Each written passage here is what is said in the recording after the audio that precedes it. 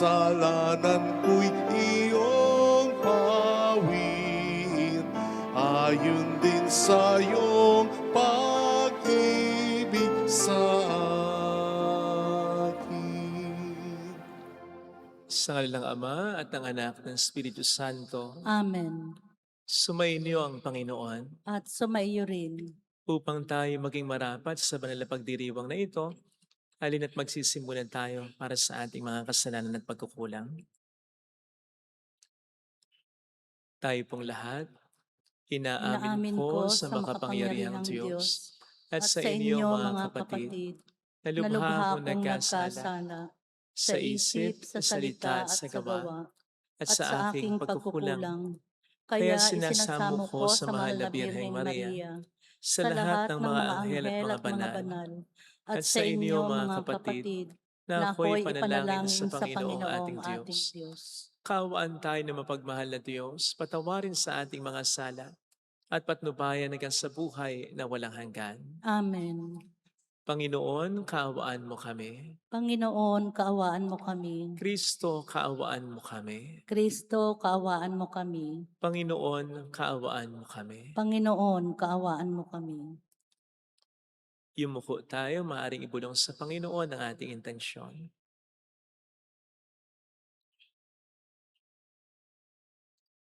Manalangin tayo. Ama naming makapangyarihan, ipinaglaan mo kami ng kaukulang tulong na sa aming kahinaan ay iyong tinutugon. Ang iyong kaloob sa ikapagpapatawad ng mga kasalanan ay makamtanawa namin ng buong kaligayahan. Sa pagtanggap namin ito, kami naway makapamuhay ayon sa inaasahan mo. Sa pamamagitan ni Jesucristo, kasama ng Espiritu Santo, magpasa walang hanggan. Amen. Ang salita ng Diyos mula sa aklat ng karunungan. Sinabi ng masasama, tambangan natin ang mga taong matuwid, pagkat hadlang sila sa ating mga balak. Ipinamumuka nila sa atin ang pagsuway sa kautusan, at sinasabing tayo'y nagkasala laban sa ating kaugalian. Ipinamamaril nilang nakikilala nila ang Diyos, at sinasabing sila'y anak ng Panginoon. Sila ang nagbibigay sa atin ng mga problema. Makita lang natin sila'y balisa na tayo, pagkat kaiba ang gawain nila't pamumuhay. Ang palagay nila sa atin ay mababang mababa, at nandidiri sila sa ating gawain. Sinasabi nilang kaligayahan ang wakas ng matuwid, at pinagmamagaling na sila'y anak ng Diyos. Tingnan natin kung ang salita nila'y magkakatotoo, kung ano ang mangyayari sa kanilang pagkamatay nila. Kung ang mga matuwid ay anak nga ng Diyos, at siya'y tutulungan niya at ililigtas sa mga kaaway. Subukin natin silang dustain at pahirapan, upang malaman natin kung hanggang saan ang kanilang kagandahang asal, at kung hanggang kailan sila makatatagal. Subukin nating ibingit sila sa kamatayan. Yamang ang sabi nila ay iingatan sila ng Diyos. Iyon ang usapan ng masasama, ngunit sila'y nagkakamali, pagkat binubulag sila ng kanilang kasamaan. Hindi nila natalos ang lihim ng panukala ng Diyos.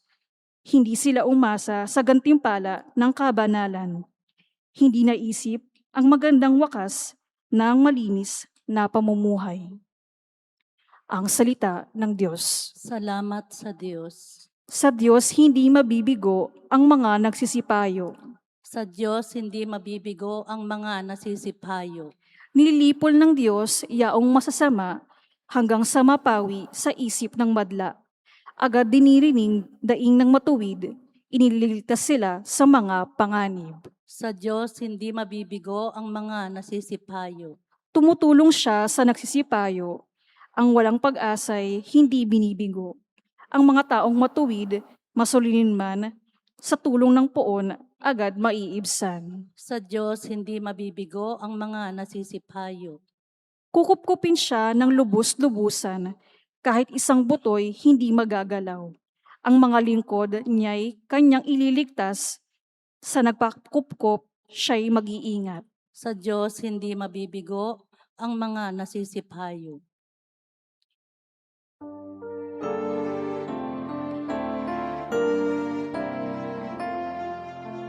Di ba't sadyang may kapwang sarili, dapat hairan ang pagsisilbi at mamangha.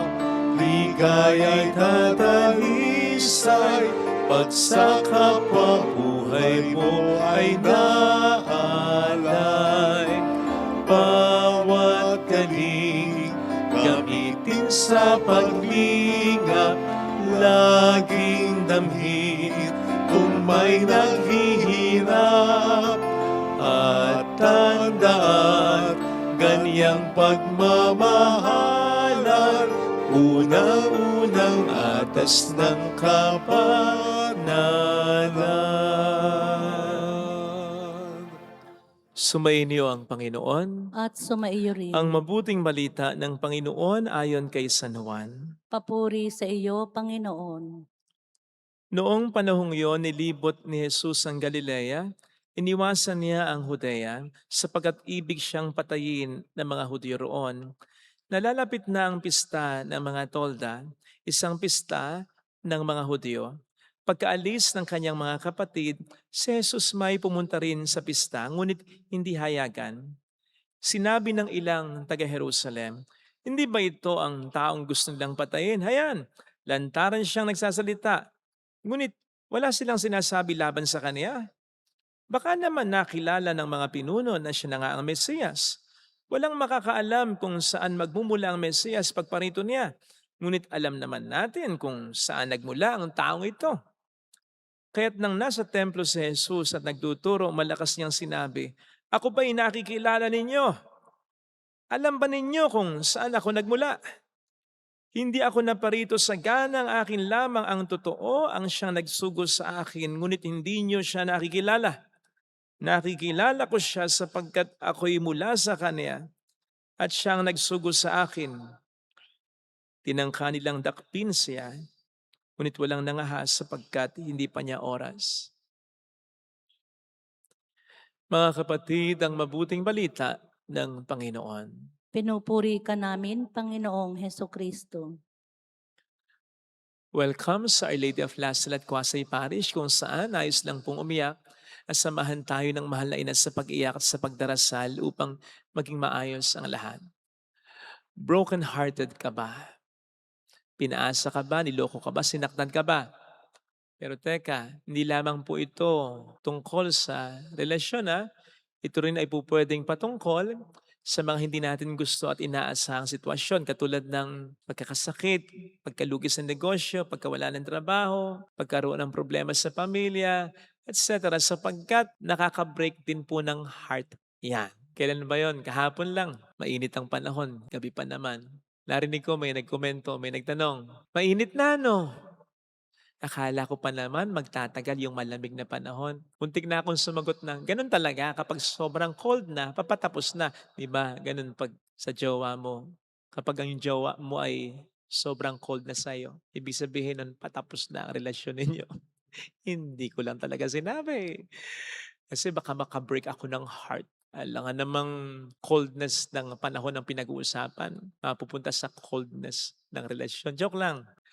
Well, seriously, ano man pong broken-heartedness ang ating maranasan, ang sinasabi po sa atin ng Panginoon ngayon, hindi niya tayo pababayaan. Tayo kanyang sasamahan. Yan po ang sinasabi particularly sa ating salmong tugunan. Ang sabi, sa Diyos hindi nabibigo ang mga nasisiphayo. Sa English version ay, the Lord is close to the broken-hearted.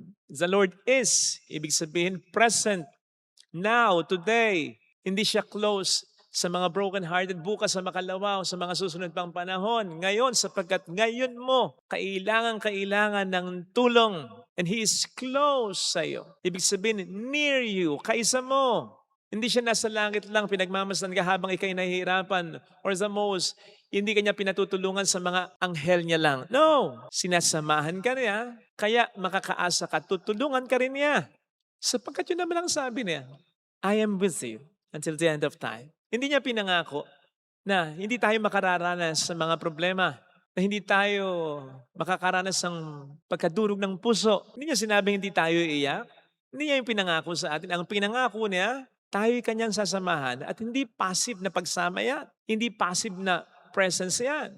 Yung pangako niyang, I will be with you always until the end of time.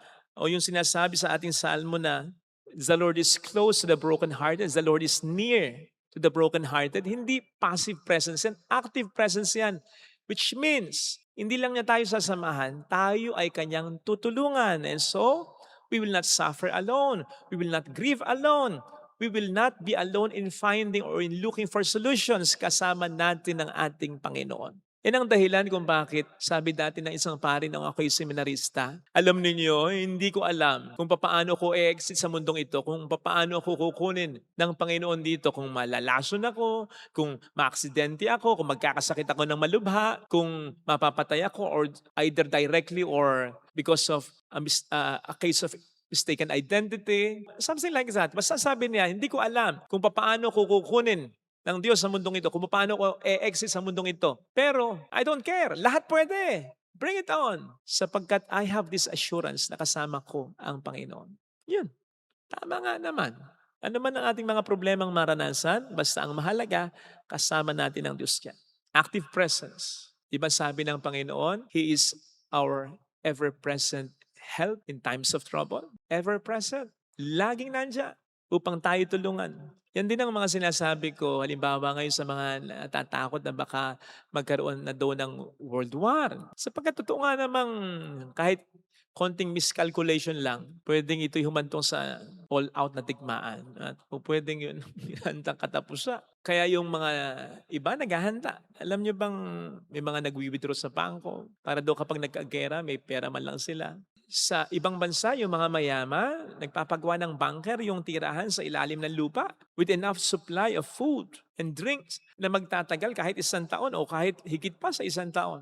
Abay sabi ko naman, ang malalim na relasyon sa Panginoon, ang pinakamagandang preparasyon sapagkat yun lang naman talaga ang siyang pinaka-pwede nating asahan at pinakamaasahan talaga sa harap ng mga heartbreaking na mga problema. Hindi ko sinasabing, halimbawa, pagdating sa gere, patay na kung patay, bahala na sa buhay. Hindi. Sinasabi ko, mamatay man tayo, mabuhay. Si Kristo ang dapat na pag-asa ng ating buhay. Yan ang makikita natin kay Kristo sa ating ebanghelyo. Bagamat may mga iniiwasan siyang lugar, may lugar na lantaran siyang nagsasalita. At kung ano yung ikinakaso sa kanya, yung ipinapantay niya ang kanyang sarili sa Diyos, yun pa rin ang sinasabi niya. Biruin mo yung dahilan kung bakit ka papatayin, yung pa rin ang mulit-muli mong sasabihin. At tulad sa ebanghelyong narinig natin, natatakot ba siya? Of course.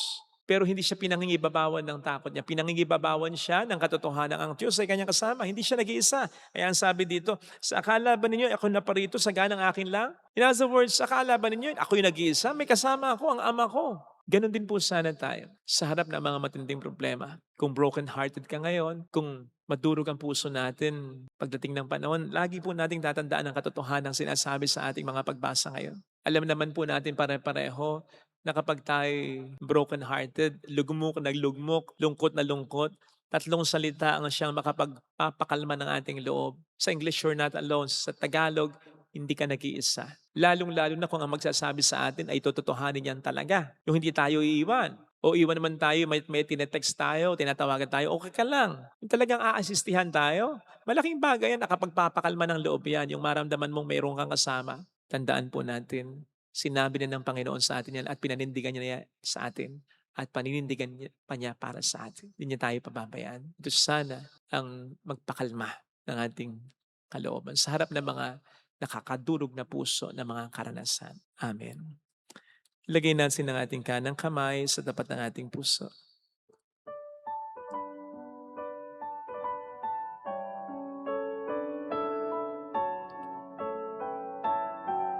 Awitin natin. Alam kong may magagawa ang Diyos.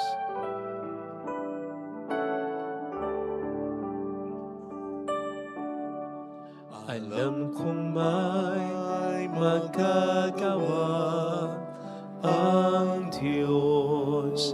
Alam kong may magagawa ang Diyos. Alam kong may magagawa Walang imposible sa Kanya. ang Diyos. Kung ako'y magtatapat, kung ako'y magtatapat, sa Kaniya'y maglilingkod, sa Kanya'y maglilingkod. alam kong may magagawa ang Diyos. Kung may magagawa ang Diyos. Alam kong diringgin ng Diyos ang samo ko, Alam kong sapagkat mahal niya ako. diringgin ng Diyos ang samo ko.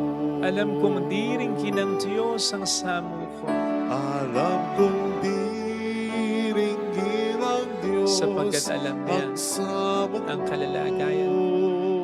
Kung ako'y magtatapat, Kung ako'y magtatapat, sa Kaniya'y maglilingkod, sa Kanya'y maglilingkod. alam kong diringgin ng Diyos ang samo ko. Diringgin ng Diyos Pumikit tayo. ang samo ko. Panginoon, alam ko na ito Narinig ko na ito. Nakasama kita, hindi mo ako pinababayaan. Kung bakit? May mga pagkakataong pinagdududahan ko ito. Pasensya na. Patawad, Panginoon. Alam kong hindi ka nagbabago. Na kung ibubukas ko lang ang mata ng aking pananampalataya, nandiyan naman talaga yung tulong. Hindi pa ako humihingi, yakap mo na ako, hawak-hawak mo na ako, pinoproteksyonan mo na ako. Ang lagay lang ang hindi ko pinaniniwalaan ito sapagkat nagpapatalo ako sa takot ko at sa lungkot ko. Pasensya na, Panginoon, mula ngayon, masasampalataya na ako sa katotohanan ito. Mayroong magandang mangyayari sa iyo. Tandaan mo, kung mahal mo ang Diyos, mas mahal na mahal na mahal na mahal na mahal ka niya. Mahalaga ka. Walang saglit na nakalimutan ka niya. Sinasamahan ka niya. Hindi siya tumatalikod sa kaniyang pangako. Pag sinabi niya, tinototoo niya. Kahit di ka maniwala, yun nga lamang, hindi mo mararanasan, hindi mo makikita. Sapagkat sa takot mo at sa lungkot mo, nagpapatalo ka. Pagsana. Papuri sa Ama at sa Anak sa Espiritu Santo. Kapara Para ng sa sa unang-una, unang-unang, ngayon magpakailanman. ngayon magpakailanman at magpa sa walang hanggan. Amen.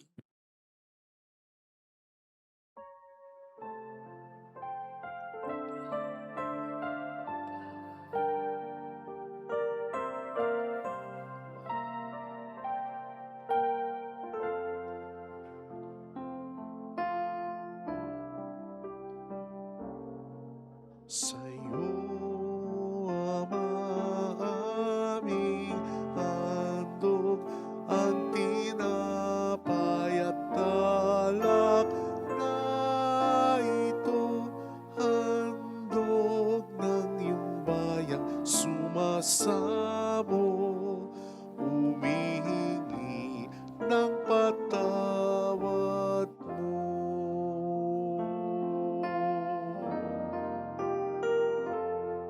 Sa pagsunod sa utos mo, nalulugod akong labis, di masukaran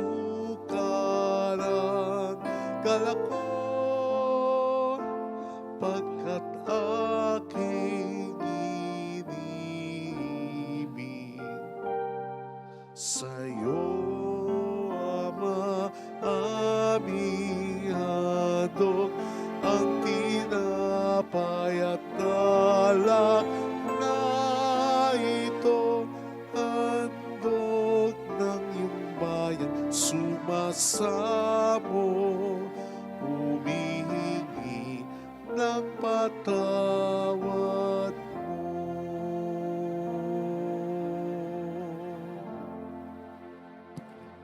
Manalangin tayo, pang ating handog ay maging kalugod-lugod sa Diyos samang makapangyarihan. Tanggapin Tanggapin nawa nawa ng ng Panginoon Panginoon itong ang paghahain sa iyong mga kamay, sa sa kapurihan niya at karangalan, karangalan, sa sa ating ating kapakinabangan at sa buong sambayanan ng niyang banal. banal.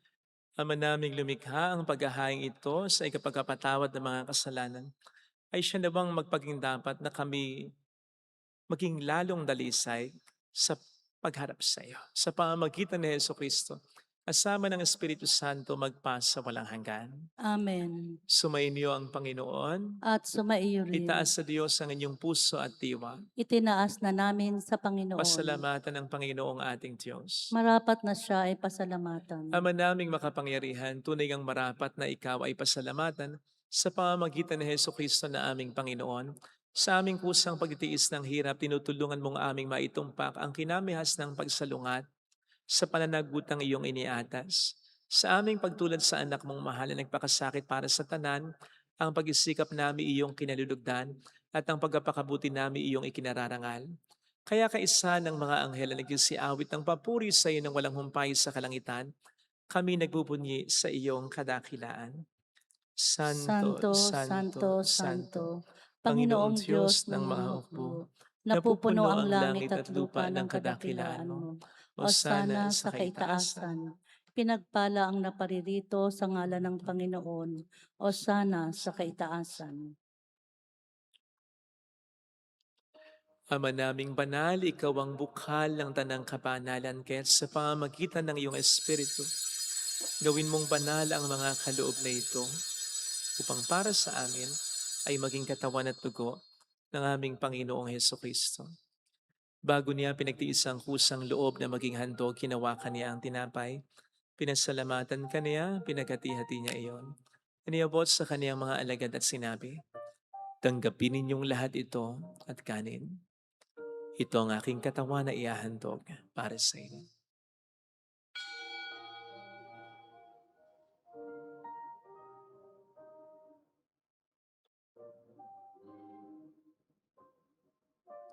Kaya din naman nang matapos ang hapunan, nawa kaniya ang kalis. Muli kaniyang pinasalamatan, naniabot niya ang kalis sa kaniyang mga alagad at sinabi, tanggapin ninyong lahat ito at inumin. Ito ang kalis ng aking dugo ng bago't walang hanggang tipan. Ang aking dugo na ibubuhos para sa inyo at para sa lahat sa ikapagkapatawad ng mga kasalanan. Gawin niyo ito sa pag-alala sa akin.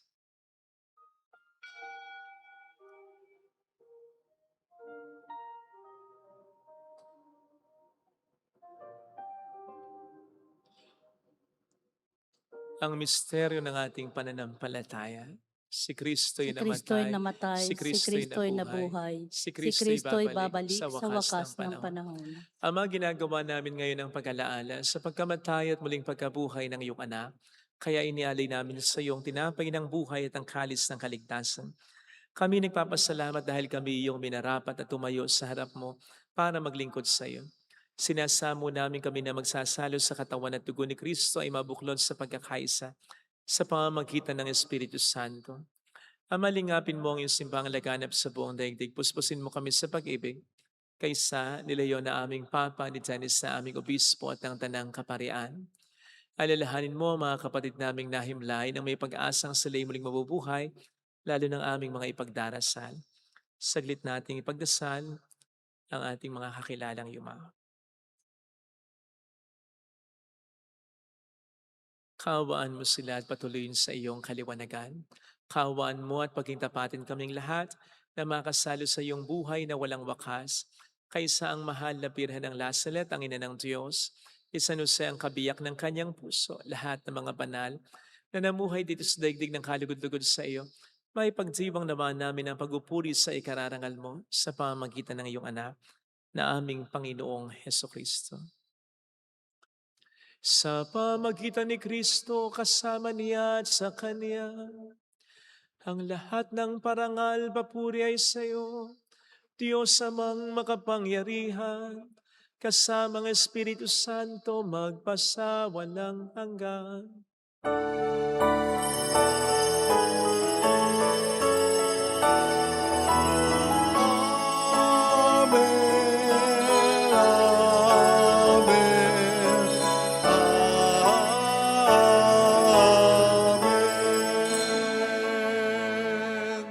Tumawag tayo sa Ama.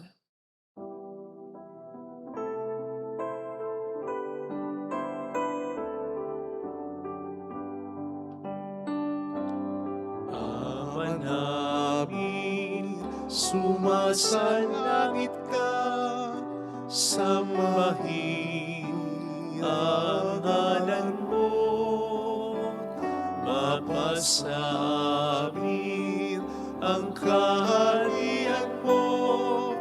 Sundin ang loob mo dito sa lupa para nang sa langit. Bigyan mo kami ngayon ng aming kakanin sa araw-araw. At patawarin mo kami sa aming mga sala, para na pagpapatawad namin sa nagkakasala sa amin. At huwag mo kaming ipahintulot sa tukso, at ihadya mo kami sa lahat ng masama. Iniling namin kami atya sa lahat ng masama, pagkalooban ng kapayapaan araw-araw, iligtas sa kasalanan, samantalang aming pinaghahandaan ang dakilang araw ng pagpapahayag ng tagapagligtas naming si Heso Kristo. Sapagkat iyo ang kaharian, ang kapangyarihan at ang kapurihan, magpakailanman. Amen. Panginoong Heso Kristo, sinabi mo noon, sinasabi mo rin sa amin ngayon, kapayapaan ang iniiwan ko sa inyo, ang aking kapayapaan ang binibigay ko. Tunghayin mong aming pananampalataya, wag ang aming pagkakasala. Pagkalooban mo kami ng kapayapaan at pagkakaisa sa iyong kalooban. Kasama ang Espiritu Santo magpasa walang hanggan. Amen. Ang kapayapaan ng Panginoon ay sumainyo nawang lahat. At sumaiyo rin. Magbigayan tayo ng kapayapaan sa isa't isa. Peace be with you. Kapayapaan. Kordero ng Diyos na Na nag-aalis nag-aalis sa ng mga kasalanan ng sanlibutan, maawa maawa ka ka sa amin. Kordero Kordero ng Diyos na nag-aalis ng mga kasalanan ng sanlibutan, maawa ka sa amin. Kordero ng Diyos na nag-aalis ng mga kasalanan ng sanlibutan, ipagkaloob mo sa amin ang kapayapaan.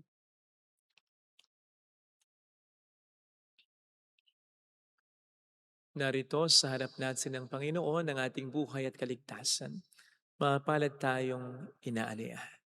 Panginoon, hindi ako karapat-dapat na magpatuloy sa iyo, ngunit sa isang salita mo lamang ay gagaling na ako.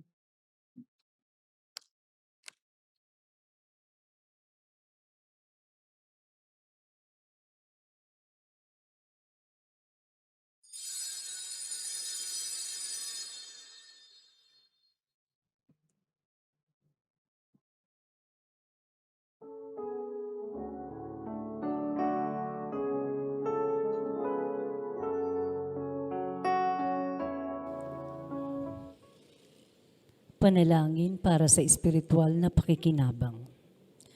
Panginoong Hesus, ako ay naniniwala na ikaw ay nasa kabanal-banalang sakramento. Iniibig kita ng higit sa lahat at ninanasa kong tanggapin ka sa aking kaluluwa.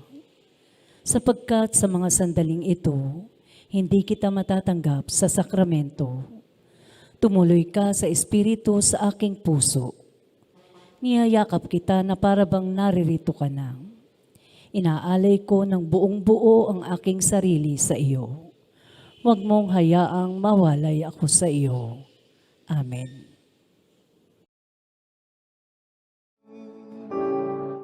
Siniyasat mo ako at alam ang aking puso. Walang maililihim sa'yo sa aking gawa. Di ko pa binabanggit, iyon nga ito atin. Sa'yo anumang isip ko'y dilingin. Alam kong nasa nasa tabi kita, Panginoon ko, sa lahat ng oras. Kamay mo ang siyang nag-iingat sa akin. Di kumabot tulungan mong angkin.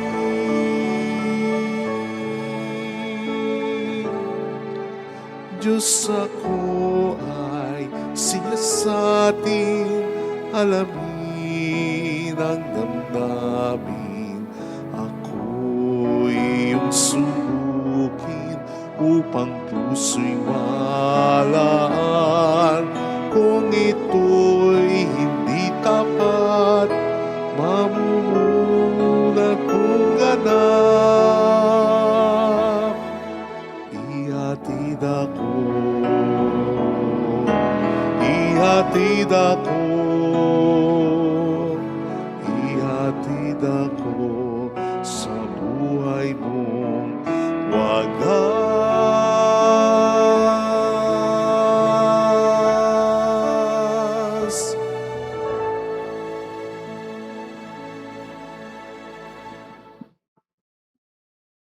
Manalangin tayo. Ama naming mapagmahal, kaming mga nakinabang ay loobin mong bumagtas mula sa dati naming pagsubay na aming tinatalikdan patungo sa pamuhay na iyong pinababanal. Sa pamamagitan ni Jesucristo, kasama ang Espiritu Santo magpasa walang hanggan. Amen. Holy God, Holy Mighty One, Holy Immortal One. Have mercy on us and on the whole world. Holy God, Holy Mighty One, Holy Immortal One. Have mercy on us and on the whole world. Holy God, Holy Mighty One, Holy Immortal One. Have mercy on us and on the whole world. Jesus, King of Mercy, We trust in you. alalahanin, Alalahanin, o mahal na Birhen ng Lasalet, ina ina ng pag-asa. pag-asa, ikaw ang nagpapaalala sa amin magbalik loob sa Ama. Ito ang nagpapatunay na ang kagandahang loob mo'y nananatiling busilak. Sa pag-aaruga mo sa amin, tungkulin mo itinupad. Sa paanan ni Kristo, itinuring mo kaming mga tunay mong anak. Kaya ninais mong miksay, huwag mapahamak. Maging sa iyong walang tigil na pananalangin, pati luhay pumatak. Huwag naman mawala ng saysay ang iyong paghihirap. Hiling nawa namin sa iyo, o aming inang liyag, na matapos ang pakikabaka namin sa mundong ito at sa pananatili naming tapat kay Kristo. Sa kapurihan mo'y makibahagi kaming ganap, upang kung nasaan ka ngayon ay maparoon din kaming lahat. At ang kaganapan ng kaluwalhatian ng Diyos Amay, tuluyang matupad siya nawa. Mahal na Birhen ng Lasalet, kapagkasundo ng mga makasalanan. Ipanalangin mong walang patid kaming mga dumudulog sa iyo. Marami po salamat sa inyong pakikisa at sa mga tulong na binibigay nyo, nagiging dahilan para makatulong din po tayo sa iba. Salamat po. Ang Panginoon na po ang bahala na gumanti sa inyo. Yun po ang lagi naming dasal dito. Sumainyo ang Panginoon. At sumaiyo rin. Pagpalain kayo kasama ang ating pamilya na mapagmahal na Diyos, ng Ama at ng Anak, ng Espiritu Santo. Amen. Umayo tayo sa kapayapaan ni Kristo. Salamat sa Diyos. Salamat din po.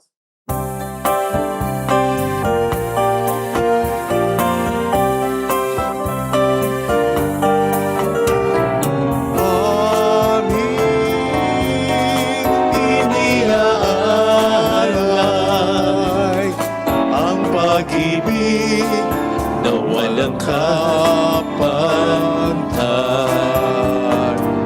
Okay, sarap mabuhay kung may nagmamahal. Pagmamahal na tunay at laging talisay. Ang Birhen kong umibig ay walang sintamis, pagsindang sakdal linis, sa'yo hanggang langit. O Birhen, Birheng mahal, sa awit at at sa dasal. Aming iniaalay ang pag-ibig na walang kapagitan.